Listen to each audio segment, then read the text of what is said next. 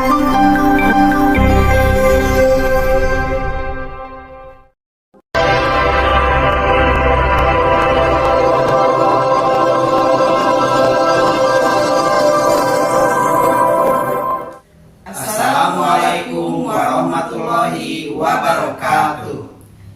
Kami, calon guru penggerak Angkatan 9 Kabupaten Tasikmalaya, akan melakukan demonstrasi kontekstual modul 2.3 coaching untuk supervisi akademik. Perkenalkan, saya Ina Warlimah dari SDN Cibungur Raja Pola. Saya Heri Purnomo dari SMP Negeri 1 Kadipaten. Saya Nurdiansah dari SDN Raja Pola. Nanti kami akan bertindak sebagai observer, coach, dan juga coaching. Selamat menyaksikan.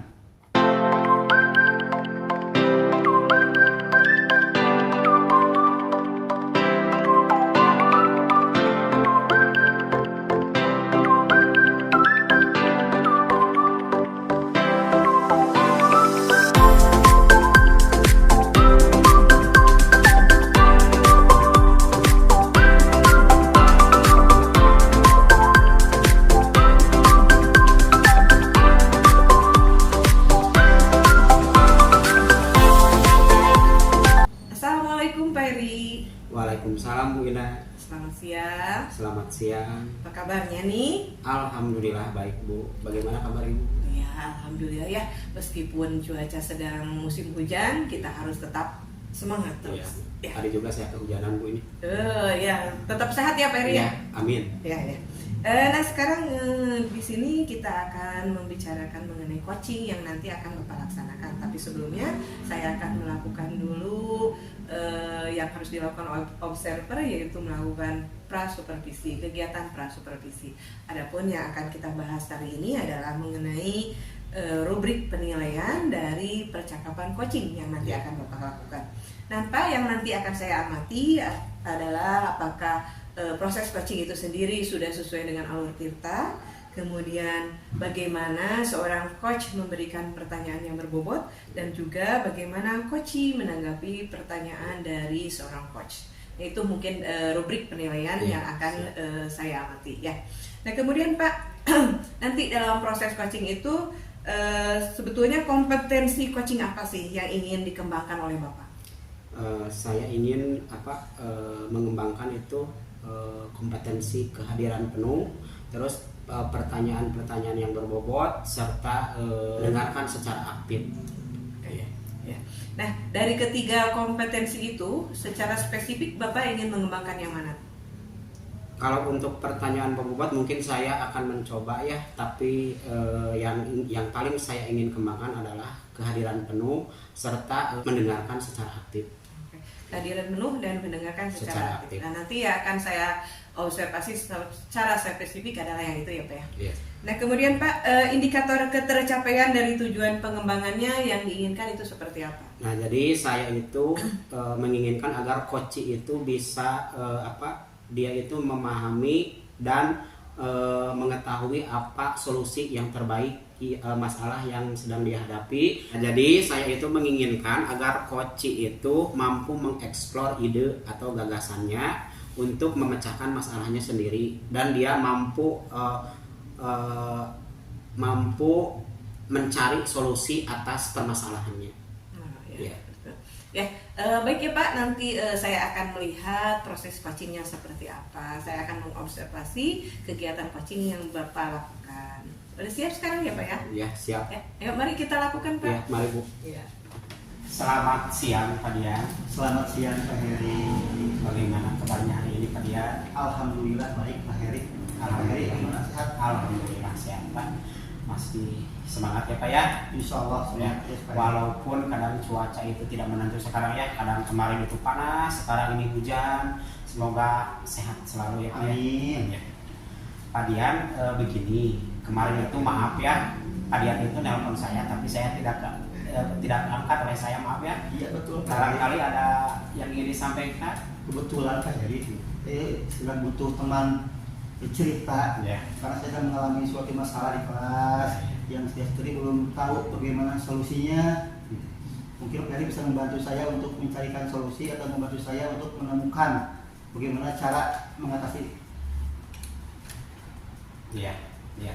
Pak Dian, sebelumnya ya, sebelum kita membahas lebih apa yang akan diceritakan Pak Dian, saya ingin tahu Pak Dian, obrolan kita sekarang ini yang diinginkan Pak Dian itu apa sih untuk obrolan kita kali ini? Saya ingin suatu solusi yang saya hadapi di kelas. Kebetulan saya punya anak didik yang satu, apalah namanya itu, istimewa lah namanya itu. Iya. Hiperaktif, butuh perhatian tiap hari. Nah, Pak Dian, kalau menurut Pak Dian, seharusnya anak itu di kelas itu seperti apa sih idealnya itu kalau menurut Pak Dian? Ya kalau harusnya sih anak itu bisa berpartisipasi aktif dalam kelas itu, memberikan suatu apa tuh namanya, dukungan untuk teman-temannya, gitu ya. dikasihkan belajar, mungkin bisa lebih memperhatikan lagi. Ya. Nah, Pak Dian, kalau misalnya saya memberi untuk pembelajaran di kelas Pak Dian ya, dari kalau saya memberikan angka dari 1 sampai 10, nah pembelajaran di kelas Pak Dian itu levelnya di angka berapa sih Pak? Secara umum itu mungkin bisa di angka 6 atau 6,5 lah. Mungkin karena ada anak ini yang suka membuat apa tuh namanya, membuat ulah kepada temannya, mungkin di angka 5 mungkin Pak Heri, atau 6 lah. Nah, terus yang level berapa sih yang Pak Dian inginkan dari level yang tadi Bapak sebutkan itu? Kalau istimewa kemungkinan susah juga ya. Manusia pasti punya kemampuan. Iya, betul sekali. Mungkin 5 lah, 8 atau 7,5. Nah, terus Pak Dian, kalau untuk mencapai ke angka tersebut atau ke level tersebut ya, kira-kira menurut Pak Dian, karena kejadian yang tadi Pak Dian ceritakan itu, kira-kira apa sih yang harus dilakukan oleh Pak Dian?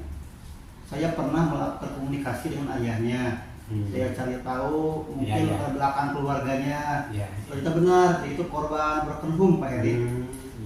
Jadi orang tuanya itu pisah. Jadi kurang diperhatikan ya.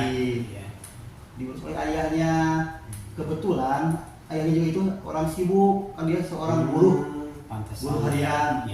Kuli nama ekonominya kurang. Ayahnya berangkat pagi pulang sore.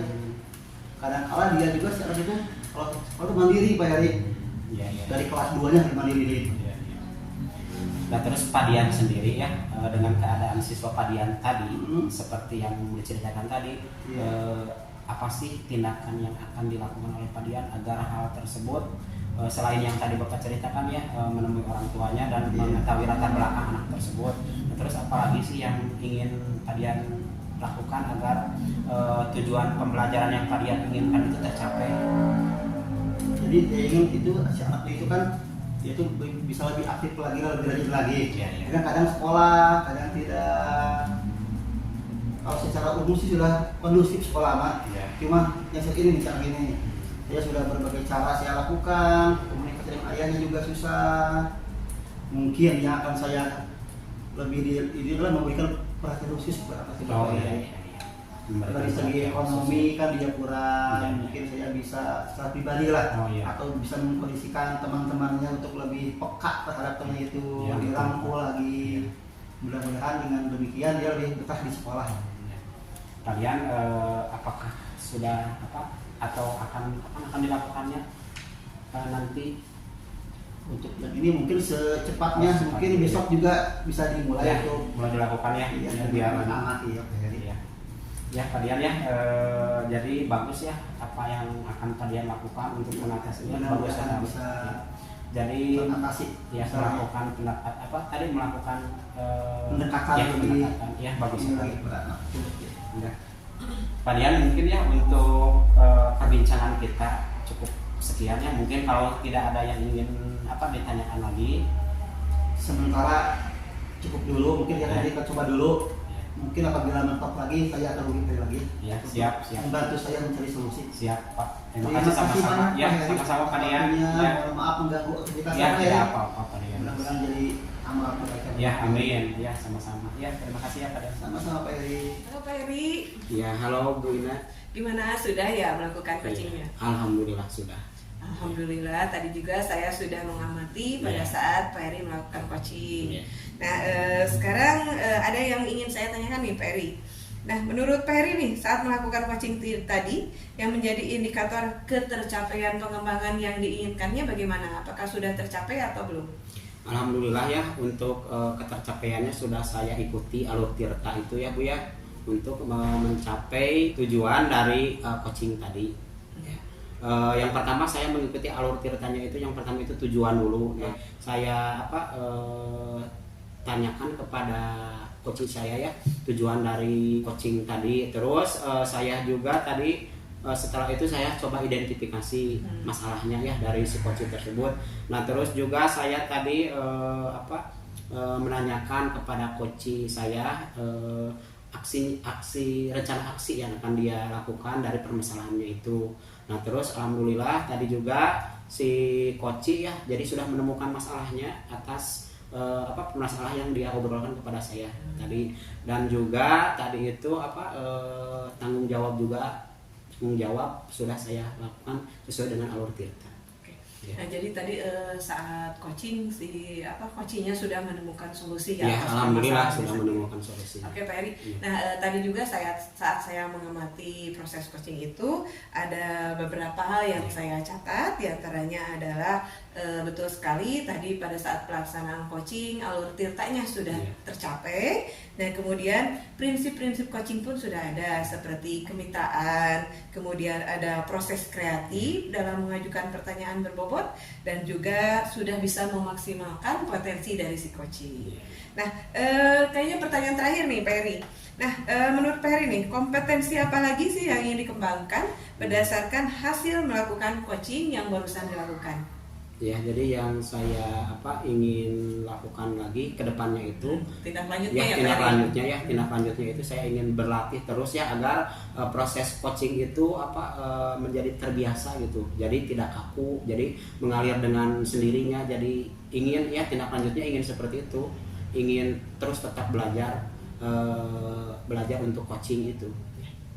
Ya bagus sekali ya Pak Heri.